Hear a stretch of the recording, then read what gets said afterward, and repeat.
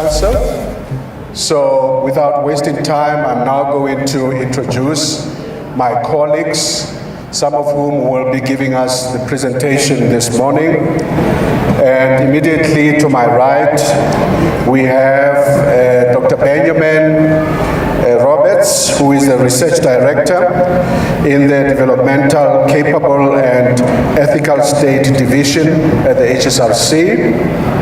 And then to his right, we have Professor Nania Bola Miller, who is the Divisional Executive of the Developmental, Capable and Ethical State Division at the Human Sciences Research Council. And then to the extreme right, we have Dr.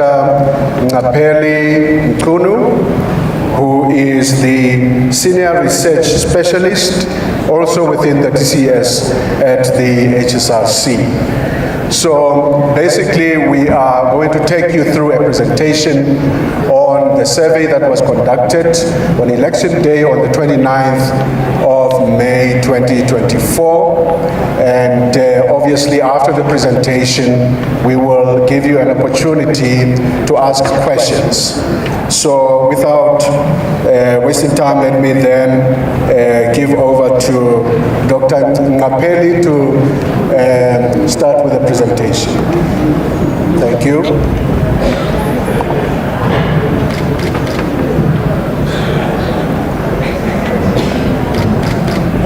Can we have the presentation on the screen, please? Thank you.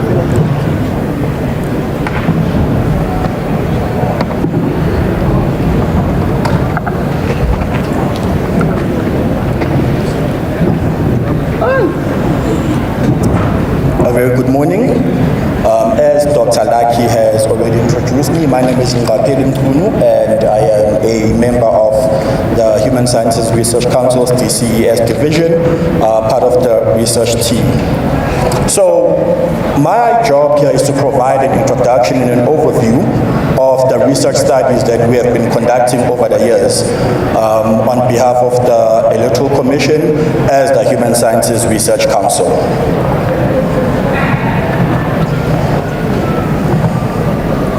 So one of the key measures of a strong election management body is its ability to make decisions that are based on empirical evidence. And this is something the Electoral Commission has attempted to do over the years. This dates back to the 1990s, where they have collaborated with the Human Sciences Research Council. This has been done mostly in two ways. The first one is the Voter Participation Survey, also known as the VPS. This study is a nationally representative survey which is embedded in the South African Social Attitude Survey infrastructure.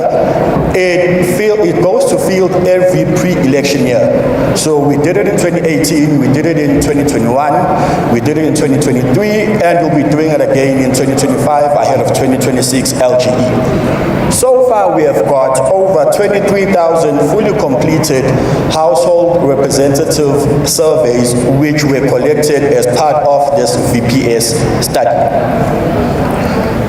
We then have what we call the voter's voice. This is the election satisfaction survey. This particular survey takes place on election day across 300 voting stations across all 9 provinces in our country.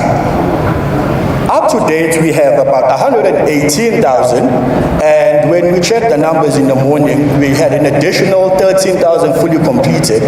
So that takes the figure up to 130,000 fully completed interviews, where the Human Sciences Research Council is able to measure and assess the voters' voice on election day across South Africa. So on the 29th, we went to our 7th national election. We also how the elections unfolded across the country, and the Human Sciences Research Council had a team of researchers all across the country. The purpose really of the survey is to ensure that we capture the views and opinions of voters. We all know that there will be observers, there will be key stakeholders, but one of the most important and key stakeholders would be the voters who would have gone to cast their votes on election day. Some of the key questions we asked is whether or not citizens or participants felt that the elections were free and fair, amongst many other questions we asked, including, of course, many related to operations and general satisfaction with voting procedures. Now, from a methodological standpoint, I had already discussed that the ESS is through 300 voting stations across the country. These voting stations were sampled quite carefully, working together with the team of statisticians and other research methodology experts. The realization rate of Wednesday's survey stood at 88%, and our margin for error stood at less than 1%. With that, I'd like to call onto the podium my colleague, Dr. Benjamin Roberts. Thank you.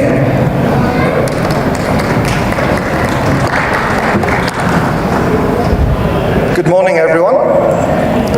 So I'm going to run through just a series of graphics speaking to some of the main findings coming from the election satisfaction survey of 24. This graph that's currently on the screen compares 2019 in the blue bars to 2024. It shows the distribution of interviews, those 13,155 that Napeli spoke to, and it shows the distribution across different time categories on election day. So you can see that 22% were done in the first few hours of election day, between 7 and 10:30. Another 30% were done between 10:30 and 2 o'clock. 34% were done between 2 and 5:30, and 14% were done between 5:30 and closure. Next. We asked them, when did you finally decide to vote in this national and provincial election? So we're again comparing 2019 to 24.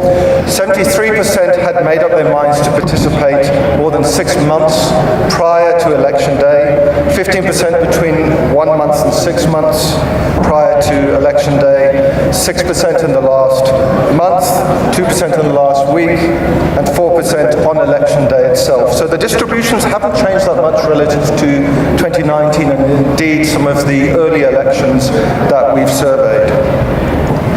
We asked them, did the voting public, did any of the following reasons have a big influence on your decision to vote on election day? The dominant response from the voters was they voted because they still have an intrinsic belief that their vote makes a difference. 63% mentioned this as a response. This is a multiple response question, so they could answer for multiple choices.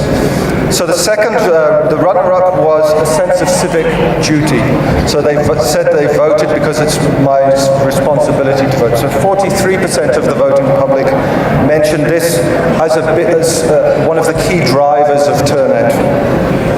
Other factors were related to more substantive issues such as trying to bring about economic improvement, to try and get good quality and reliable government services, particularly basic household services.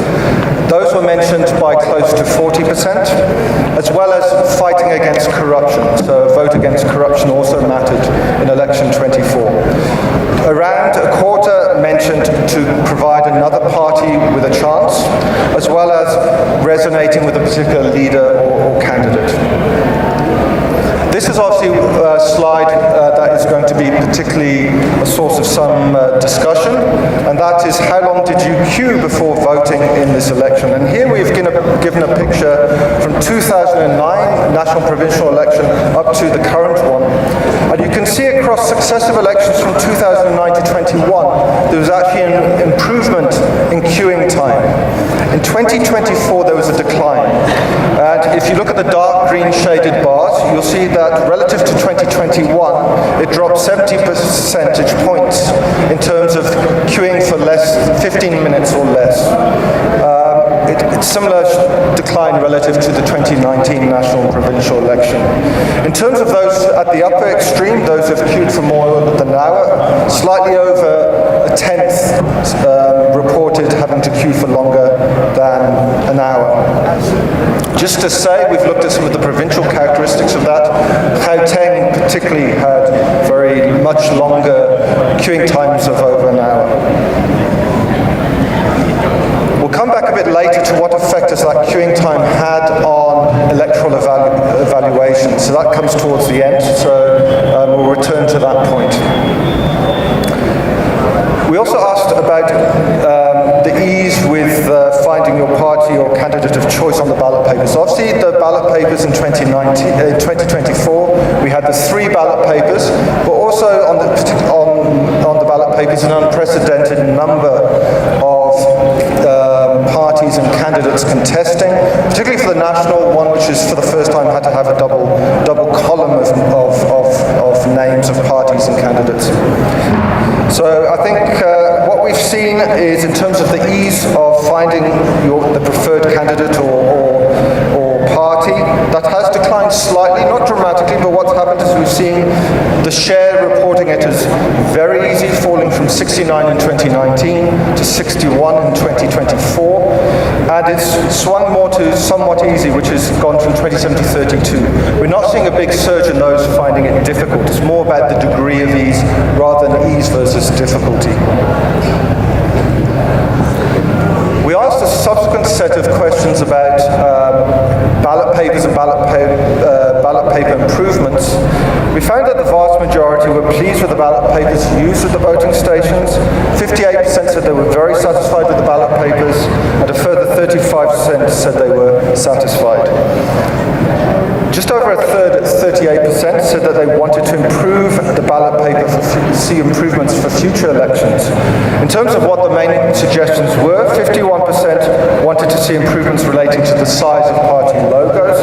They felt it was somewhat small. A further 38% wanted improvements in terms of the numbers of parties and candidates on the ballot paper. They felt that there was a proliferation, and they found that level of choice somewhat overwhelming. 36% also suggested improvements relating to the size of the party names, acronyms, and the candidates' names. So common finding is issues relating to size of the features on the ballot papers. Next slide. Now we move to evaluations of electoral staff. We first off asked a general question: are you satisfied with the quality of service that IEC officials provided to voters? Again, we're looking at 2009 right through to 2024. In the latest election, 63% said that they were very satisfied with electoral staff, with 31% saying they were very satisfied. So the dominant perspective is one of a positive response. In terms of trends over time, we've seen slight fluctuations, but not dramatic changes over the periods of the elections we've evaluated. Okay, next. We then moved on to more an evaluation of different attributes of electoral staff, and we asked about 7 particular characteristics ranging from honesty, professionalism, impartiality, etc. A clear majority of the voting public gave the officials a positive rating on all 7 of the indicators. The one that was most positive was the helpfulness of electoral staff, where 84% said that they were helpful to a great extent. The rate of the attributes that ranked the lowest, that was impartiality, with 71% saying that this applied to a great extent, with around 8% saying that the electoral staff were not at all impartial. Okay, next. Then we asked about to what extent the voting procedure inside the station considered the needs of special groups, and we asked about 5 particular groups in this case. Firstly, 54% said that they felt that the needs of women with babies was taken into account to a great extent, with 22% saying to some extent. A similar share saying pregnant women were considered at the voting station. And again, 57% for partially sighted and blind.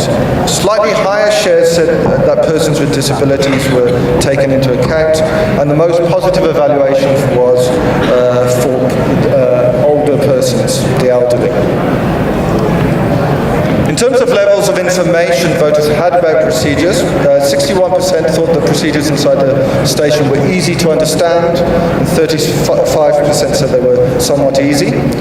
Around a tenth, at 13%, stated they had far too little information, and 10% said they had too little information about voting procedures. So there's still quite a lot of unmet demand for further information, which obviously the IEC can take account of in their future civic and democracy education events around the country. 42% of the voting public said the IEC website was very useful in providing information and education, with 23% saying it was somewhat useful. And in terms of the IEC voter education campaigns, 52% said the voting public said it was very useful, and 28% somewhat useful. In terms of the perceived effectiveness of the IEC's voter education campaign, again we're looking over time on this one, but in 2024, 66% said that they were very effective, 24% somewhat effective, with small shares saying they were either not effective or uncertain. Again, there's been a fairly constant evaluation we've seen from the voting public since 2009 across successive elections. Next. Then we asked about the secrecy of the vote. So are you satisfied that your vote in this voting station was secret? In 2024, 64% said they were very satisfied with this, and 31% satisfied. There has been a slight decline in this, certainly relative to the 2009 through 2014 elections. The elections that have occurred since then, it's a bit lower, but it's been fairly stable from 2016 to 2024. We asked voters a set of questions related to self-reported coercion during the context of election 24. In this particular round of surveying, 12% reported experiencing someone trying to force them to vote for a certain political party or independent candidate. 9% reported that this happened before election day, and this, they said, was perpetrated 4% by party agents and 4% by friends and family as the dominant sources of this particular attempt to coerce voters. 4% occurred while they were queuing in lines, and again, the dominant responses were party agents at 2%, 1% friends and family, and 1% other voters. 2% said that some form of attempt at forcing them to change their vote happened inside the voting station, and the dominant responses here were, again, 1% party agents, 1% family and friends. Election officials were barely mentioned as a source of electoral coercion, less than 1% across all the different locations of attempted force.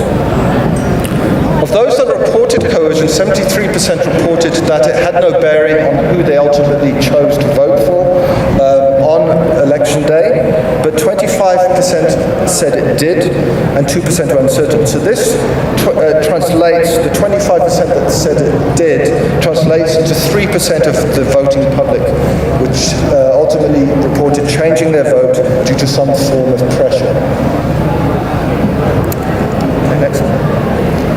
So in terms of vote counting, we asked how confident are you that the vote will be accurately counted, and again comparing 2019 to 24. Here we've seen quite a drop in those saying that they're completely confident their vote will be accurately counted. It's dropped from 60% to 45%. Again, it hasn't swung to the negative end of the scale. It's a thinning out of completely confident and moving mainly into very or quite confident categories. But it does represent a substantive change relative to the last national provincial election. Next. So now we move on to the evaluations of the freeness and fairness of elections, and we're again looking over time. In election 24, 92% said that the election procedures were unequivocally free, with small percent saying yes with minor problems, and an even smaller percent not at all. Again, over the full period that we're looking at, they have remained in a very similar range between 90 and 95%. And a similar evaluation on fairness, perceived fairness of the election, 92% of the voting public indicated that the elections were unequivocally fair. We did ask them the reasons for this. Lucky next slide. We asked an open-ended question about why they perceived the elections to be free and fair. We've coded those open-ended responses using Atlas TI. And what emerged was several key responses in the way the public viewed, predominated in their responses.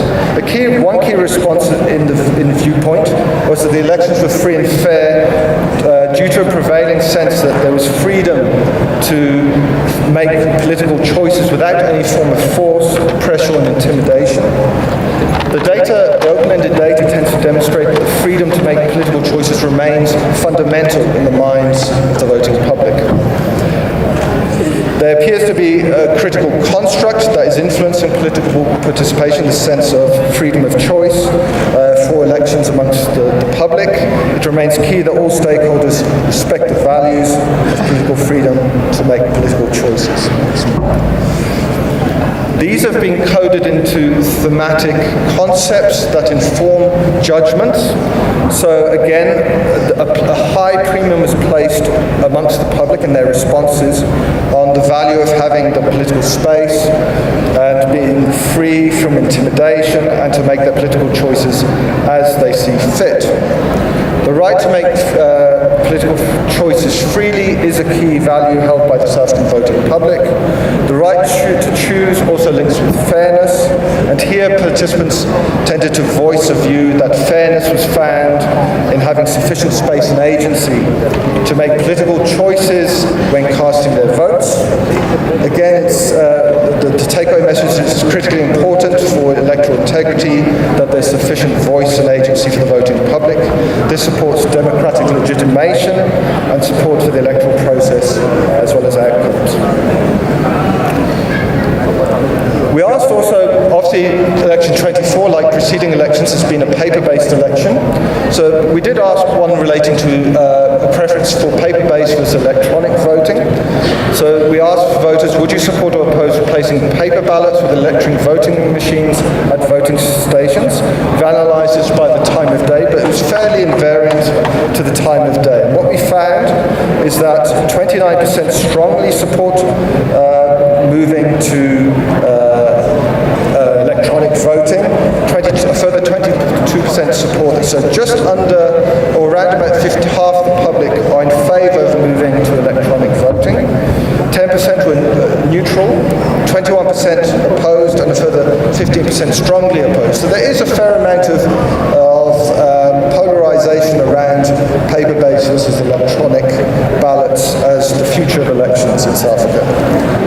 I'm returning now to the issue of queuing times. And what we were very keen in looking at is what bearing did this have on a range of the different evaluations we've shown in the preceding slides. I'm showing the ones on the screen now. It might be a bit small for those at the back of the room. I'm showing that the scale of effect that it had on a range of different aspects of election 24. So what we found is the longer you queued for, the less likely you were to be confident that your vote would be counted accurately. So for those that queued up to 15 minutes, 81% said that they were confident. That dropped to 63%, a difference of 18 percentage points based on queuing time. So for those that queued for 2 hours or more, there was a huge difference in views on confidence in the vote count. Support for electronic voting, interestingly here, for those that queued for longer, they had a greater appetite for switching to electronic voting. Perhaps they felt it might speed things up in the future. Evaluations of electoral staff also differed by about 14 percentage points. I think it should be stated, though, that while it's lower, it's still quite positive in evaluation. So for those that queued for 2 hours or more, 82% said they were satisfied with electoral staff, but it is lower than the 96% who had queued for less than 15 minutes or less. And we also did it for the list of attributes, and you can see it varies in a similar range of about 13 to 17 percentage points on most of those attributes. Trust in the Electoral Commission. That one varied by about 13 percentage points. So for those that queued less, 15 minutes or less, it stood at 87% voicing trust in the Commission, but it falls progressively as you queued for longer. And for those that queued for 2 hours or more, trust in the Commission drops to 74%. So again, still positive, but significantly less positive than those who queued for 15 minutes or less. In terms of perceived fairness of the election, there was a 10 percentage point variation on that one. The difference ranges between 83 for those who queued the longest, up to 93% for those who queued the least amount of time. Safety and security, there's a 7 percentage point difference, similar for perceived freeness of the election. And satisfaction with the ballot paper had the least amount of variation. The difference was between 89 and 94%. So really the queuing times did have an instrumental effect on assessments of election day. But it depends on the different aspect. But those who queued the longest were positive in the main, but to a lesser degree. So in terms of concluding remarks, the Election Satisfaction Survey 24 assessed voters' views of the election process, including its integrity, and evaluated the operational efficiency of the Commission. It should be stated, though, and I think it's important to note, this was interviews amongst the voting public, those who'd actually got through and cast their ballot. Discouraged voters, those who gave up after queuing for long amounts of time, were not interviewed. So the discouraged voters are not included in the sample. So I think it's important just to state that. These are the views of those who actually waited, prevailed, and voted. The results indicated that voters overwhelmingly believed that 24 national and provincial elections were free and fair, and they positively rated the conduct of officials at the voting stations. Trust in the Commission was high, and almost all voters felt they were safe to cast their ballot in secrecy. The majority of voters felt that the Commission adequately considered the needs of vulnerable groups, particularly the elderly and persons with disabilities. But lastly, queuing times at voting stations increased relative to more recent elections, quite by a substantive degree, which really had a bearing on election attitudes. So we'll conclude there and pass back to Lucky for handling the Q&A. Thank you. Thank you, Ben. I will now open the floor for questions. If I could get questions specifically from media houses, journalists, that would be highly appreciated. I will start on the left. If I can get an indication of people who may want to ask questions on the left. I don't see any hands. I go to the middle. I see 2 hands, now 3. I will start with the gentleman in the red T-shirt.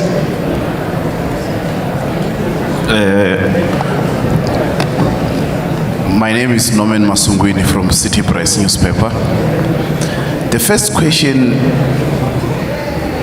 is relating to the issue of trust on the Electoral Commission to deliver the free and fair election. How much was that expressed by voters on the queue, considering the many glitches, which includes the element of your voter management devices and all the load shedding? And speaking of load shedding, was there any mention of such thing, and how much did it play on the voter turnout and the queuing for voters? Thank you. Thank you very much. Lady at the back.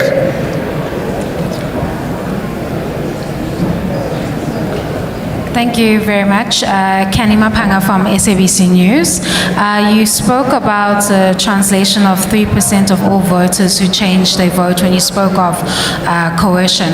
If you look at the 2024 national and provincial elections and how crucial this election is, as well as how every vote counts, does this have any impact on that assessment, then of course what I wanted to find out is more of an understanding as to when you pick that sample, so there's 300 and then you picked randomly selected 50 out of those 300 voting stations.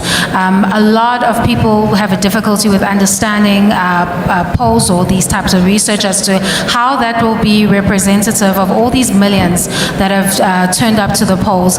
Please could you give us an understanding as to how that representation rather is present when you sample in this manner? Thank you. Thank you, Kenny. Yes. Christian Duplessis from Netwerk Vriendwinter. I just have a question on the waiting times. Can this be taken to be a true reflection of the waiting times, considering that you didn't survey people who left the queues? Thank you. I'm Itumeleng from The Citizen. I'd like to find out, could we compare the queues to those in 1994? Is it safe to say that they were just as long? And I'd like to ask about the electronic issue. So the people that have issues moving towards electronic voting, were they mostly in urban areas or rural areas? Thank you.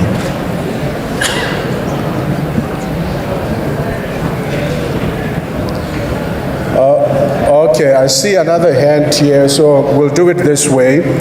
I think we've had about 4 questions already from the middle, and so we'll take the 5th one from the lady over there, and then in the next round we'll go to the right. Thank you. Thank you. My name is Simpo. What is your take on the issue of people who were turned back and without being offered an opportunity to vote? Sorry, can you stand up, please? Okay, thank you. What is your take on the issue of people who were turned back without being offered an opportunity to vote on the national ballot paper, and then later there were people who were offered to vote on the national paper? Was it fair or something? Thank you very much. Ben? Yeah. Thank you very much for those questions. I'll start with the issue of trust. So trust in the Commission is actually, amongst the voting public, is very high. It's in the, well into the 80% range. I know your question was about the relative impact of VMDs, load shedding, etc. So that really doesn't come through that strongly in the data we've collected particularly. I think obviously it would come through in queuing time reports and obviously in this open-ended responses around freeness and fairness. So it's not coming out as a dominant response in what we've collected. I think some of the other surveys that are post-election surveys may capture some of that discontent. But it's certainly of the voting public, the trust in the Commission remains dominant. The other thing I want to state is Dr. Mchunu mentioned the 2 surveys we do. One is a pre-election survey, and one is which is of the whole voting age population, and the other one is the election day view experience, which is the views of just the voting public itself. In amongst the general public, trust in the Commission has been declining, as it has in most core political institutions over the last decade and a half. Although the IEC does remain one of the most trusted institutions in the country. But obviously the voting public the trust is much higher. And that's probably for 2 dominant reasons. One is obviously the fact that many of the people we've interviewed have come out of the voting stations and had, generally speaking, perhaps leaving aside some aspects of the queuing time, a positive experience, and that translates into a positive evaluation of the Commission. The other one is that for many South Africans, the predominant response to unhappiness with the functioning of the political system is abstention. It's not electoral turnout. So we're finding increasing polarization between happier voters and the discontent abstainers. And that's what's probably driving those positive evaluations. On the one about, I think the SAB News question about those that reported changing their vote due to some pressure or force, I think it's, from a sort of every vote counts, it is concerning. Just to say, which we didn't put up, is it's been increasing over time, particularly since the 2016 elections. We've seen the reporting of, self-reporting of coercion increasing over time. It particularly jumped higher in 2019 and 2024. So it's something that we really have to watch out for. Just to say that it's happening predominantly before election day in households, in communities, that forms of pressure. But it is something that we do need to worry about because it is translating into 3% of change relative to what they might have voted for on election day. So it is something that we all, as concerned citizens, need to monitor and be wary of. In terms of, there was a question that SABC News also asked about methodology. So this is as Dr. Mchunu again in his introduction said, this is a random sample. So obviously of all the voting stations nationally, our statisticians randomly chose particular voting stations, taking into account provincial distribution of the registered population, and certain other attributes of the voting public. Once the data is being collected, it is then weighted to make sure that it is representative of the voting population, the statistics we have from StatsSA. So it is designed, although you may think, well, it's only 300 out of the 22,000+ voting stations, it is designed to be properly representative. And also the 50 interviews we do are designed to be staggered across different times of day to ensure if there are problems at certain times, those come through in the sample of respondents. So if there are problems at the tail end of the day with excessive queuing times or problems with late opening times in the morning, those would come through because of the way the sample is configured. So it is designed to be properly representative of the voting public on election day. In terms of waiting times, I think that was a question about, does the queuing time we're recording reflect the true queuing time? I think, as I said, we don't interview discouraged voters. So those who may have given up will have left, but for those that persevered, even if they waited many hours, like 6+ hours, would be included in the sample.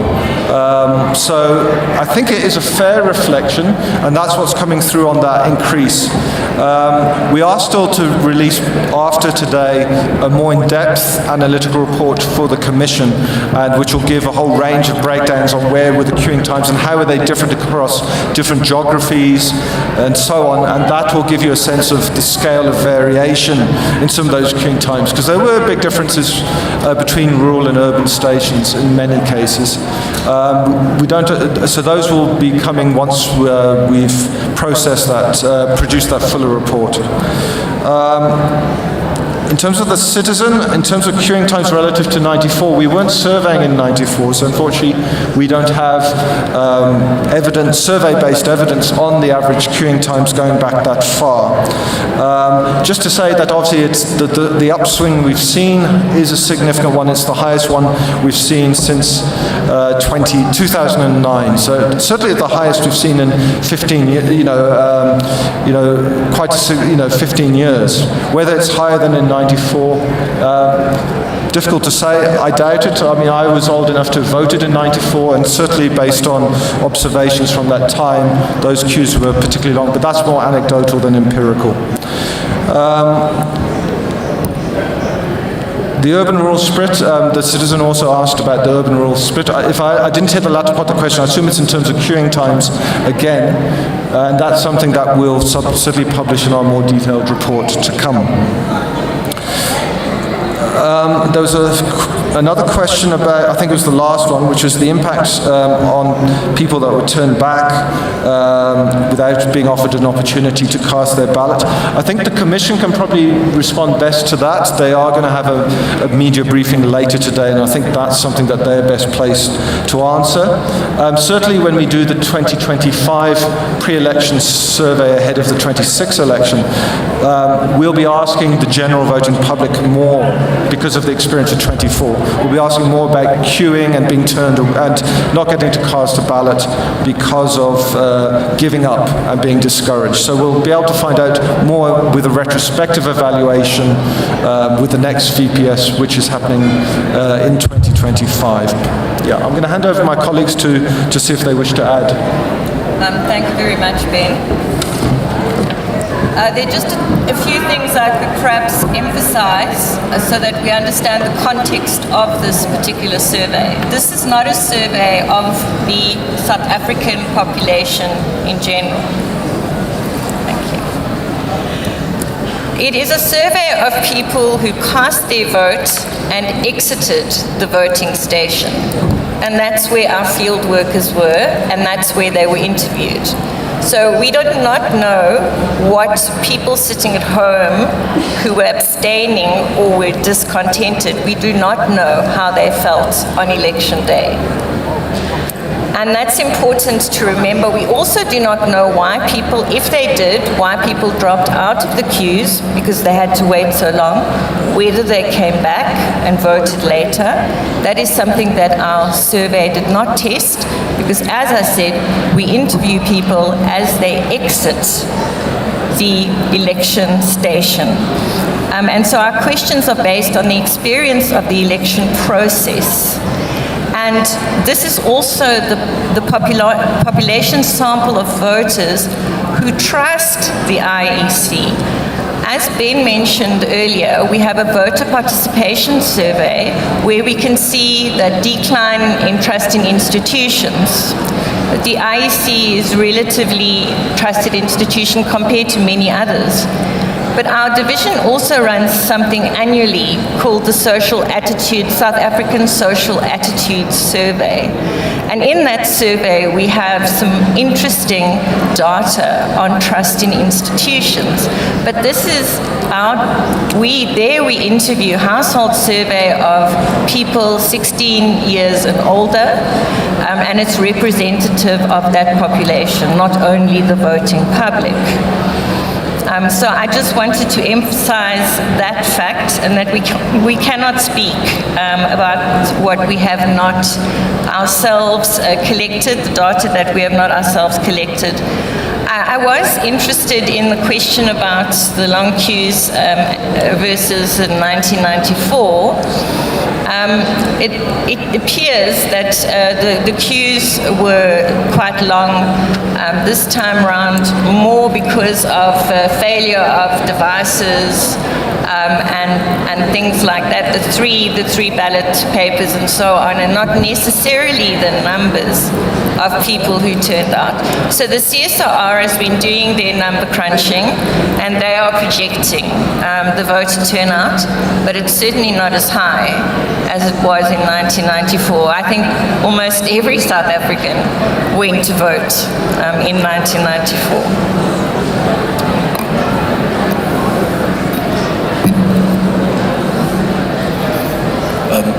Thanks, Prof. Nanya. I just want to touch on the trust factor. So generally trust is influenced by perceptions, but also by post-experience. So in many institutions of state that we've surveyed, the post-experience tends to favor the institution, meaning that once someone has seen or experienced the institution and it's and what it does or how it works, they are more likely to be more trusting of an institution. While if they haven't really experienced it, based on perceptions and everything that they see, they are less likely to be trusting. This also becomes particularly important in the age of misinformation, propaganda, and decontextualized information that tends to be shared on social media. Also, with regards to the sample, as Dr. Roberts did indicate that it was 300 voting stations. However, we did not necessarily try to focus mostly on just the voting stations and the number of people. We try and find the perfect balance between the three, because you can have a survey of 200,000 people, but if your sampling and your methodology is flawed, that will not necessarily represent or be representative. So we must be careful to not always assume that if we have a big number of people participating, then that study is representative. So that's something we try to guard against. Thank you. Thank you very much. Thank you, colleagues.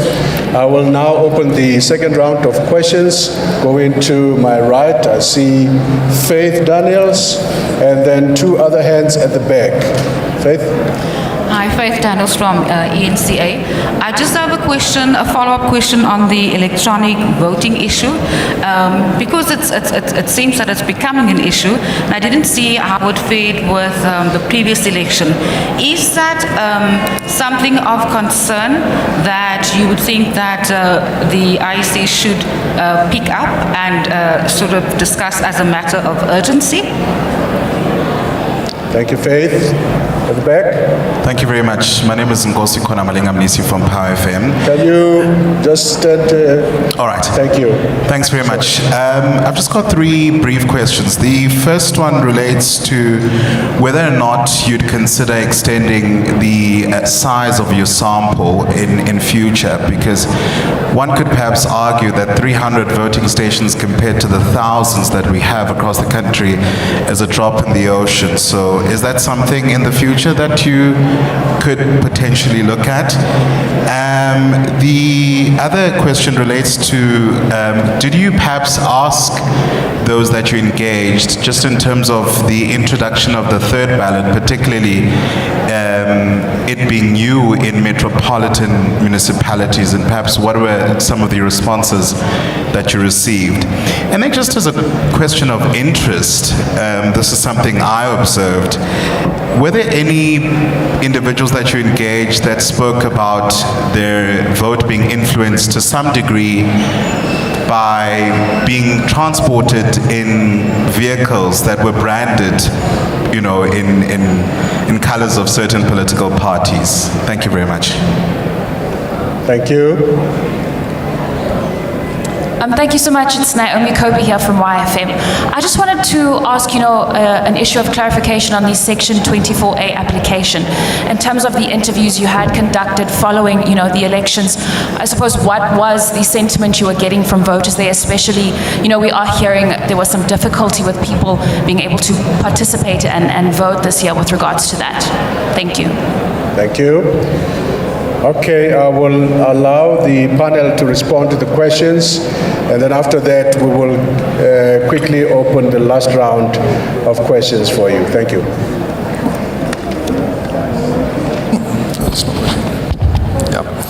Thank you. I'll start with Faith's question from ENCA. In terms of electronic voting, it is being taken seriously. In last year, we did an initial study for the Commission relating to electronic voting, looking particularly at experiences around the globe. I don't think it's certainly not something you can walk into lightly. It's a huge change in terms of voting procedures. And it would require quite a few years to actually pilot, look at those experiences, and before it is decided whether or not to fully adopt it. We are currently in this conversation with the Commission about, and the plans are over coming months, to prepare a discussion paper on electronic voting as the basis for a potential green paper on electronic voting. So that's something that will obviously be used as the basis for quite widespread consultation with different stakeholders around this, and we will see where that goes. But I think it's also something that the Commission would probably wish to engage with around responding to the from their perspective, views on electronic voting, but they have commissioned this second part of work about the development of a discussion paper. Just to say, from the surveying that we've done, including in not just this survey on election day, but particularly our voter participation survey pre-election, we do ask quite a few questions around attitudes towards electronic voting, and there is still quite a lot of skepticism amongst the public. So there is this division amongst the public about whether or not it would be a good thing. That includes amongst the youth, people that people may think ordinarily would be pro-conversion to electronic voting. So I think there's certainly views around its that favour its adoption around convenience, etc.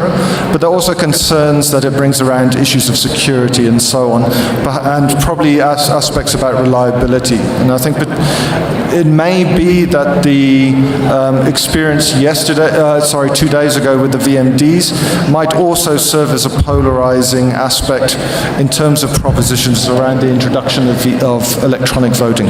But that's something we'll have to look into, and it's something that would probably come up in the consultations and dialogue around any decision to move towards electronic voting. On the Power FM questions, the questions around sample size and 300 stations, I think it goes back to the points raised by Dr. Mchunu again around the fact is this is a representative survey of 300 voting stations. The responses have a margin of error of the 13,100 respondents of less than 1%. You could expand size, but it wouldn't improve. You probably wouldn't see much of a difference because it is designed to be representative. So adding more stations will not materially change findings because it is designed to be representative. On the 3 ballots, we had this discussion in the lead up to the election day with the executives from the Commission about whether we should explicitly ask about the 3 ballots. We ultimately didn't because we wanted it to be, we didn't want to prime them. So we wanted them to spontaneously mention whether having 3 ballots represented a challenge in terms of the usability and effectiveness of voting. So we did have an open-ended question about why the public was satisfied or discontent with ballot papers in NPE 2024. I must confess we still to analyse in depth that open-ended content, and it will form the basis of our more detailed analytical report. So we'll be able to determine from that whether 3 ballots did represent a challenge for the small segment that were unhappy. As you saw from the statistics, the large share were actually content with the ballot papers and found them easy to use. So there's only a small segment that were discontent, and we'll see if those did mention the fact that there were now 3 ballot papers with many names of parties and candidates on them as a challenge or not. The question around vehicles branded by party colours, that unfortunately is not part of our surveying, so we can't comment on that. Over to my colleagues. Thanks. Oh, the section 2.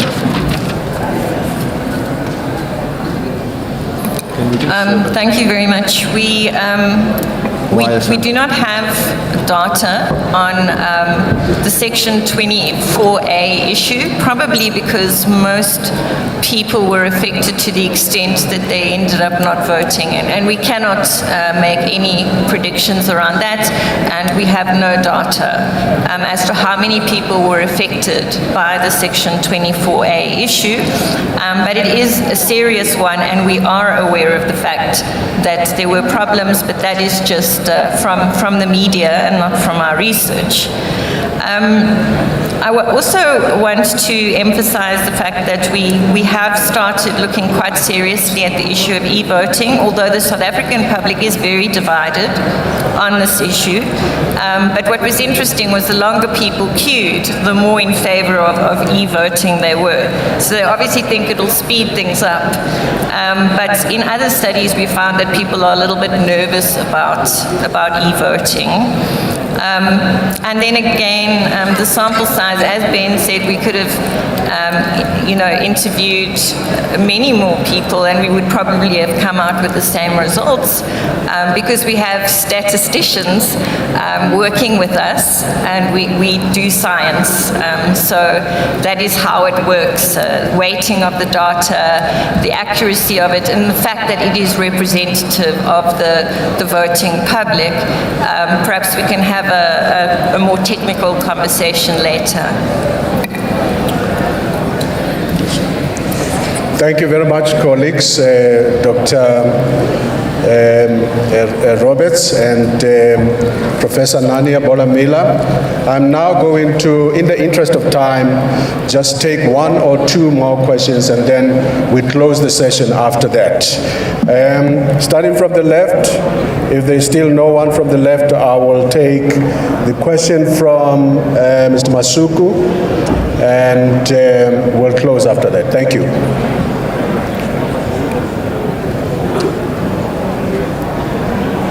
Norman Masungwini again from City Press.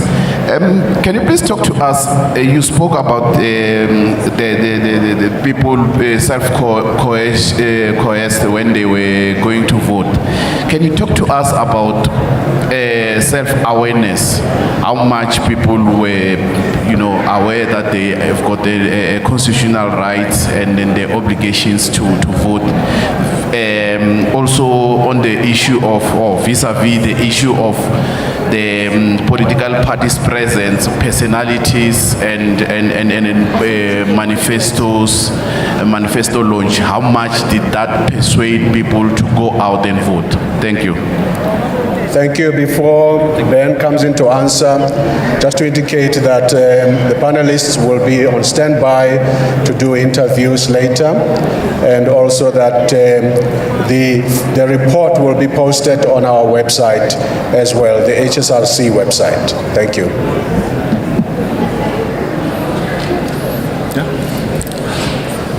Thank you. Thanks for that question. In terms of how aware they have their rights and obligations to vote, I think citizens are quite aware of that. As we saw, one of the dominant reasons people turn out is because of that sense of obligation. So I think it is quite deeply embedded in South Africa and people are aware of that. In terms of the relative influence of manifestos, etc., in influencing people to turn out and vote, that we don't really have evidence on. I don't think we can actually really comment on that particular issue. I'll hand over to colleagues if they wish to reinforce. Thank you. Just the issue around the duty to vote, or the sense of duty to vote. Most certainly, if you go to a station and you stand in a queue, you really feel that it is your civic duty to do so. Of course, if you're at home and you're abstaining, you do not believe it is necessarily the thing that you need to do for yourself, and it is a valid form of protest. But in the South African Social Attitude Survey, the data from 2023 told us that the general South African populace, aged 16 years and older, of them 70% believe that we have a duty to vote. And that we should vote. However, when we ask if people believe that their vote counts, that their voice counts, there's a drop.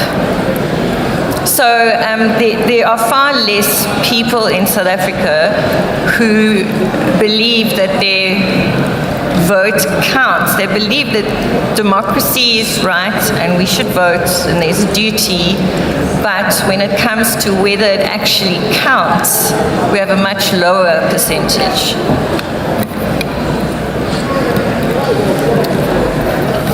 And just on that point about manifestos, I think our data shows us that this is across the VPS mostly, and it dates back maybe 10, 15 years.